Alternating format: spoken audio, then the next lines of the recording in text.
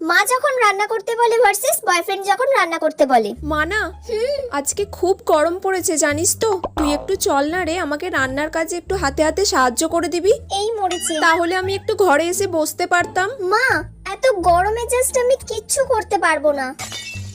এত গরম পড়েছে, তুমি আমাকে বলছো রান্নাঘরে গিয়ে রান্না করতে? আরে কিচ্ছু করতে হবে না, তুই আমাকে শুধু একটু হাতে হাতে এগিয়ে দিবি। আমি ওইসব কিছু করতে পারছি না মা, এত গরমে তুমি যাও। ঠিক আছে, তুই বস। রাহুল ফোন করছে।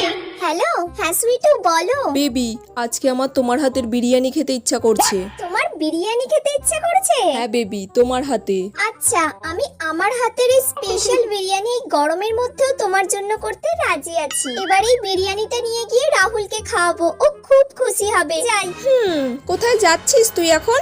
এবার কি বলবো মাকে? তোমার এই বয়ফ্রেন্ডের সঙ্গে গুলুগুলু না ছুটিয়ে দেবো একদম। দূর ব্যাং, মা তো সব বুঝে গেছে।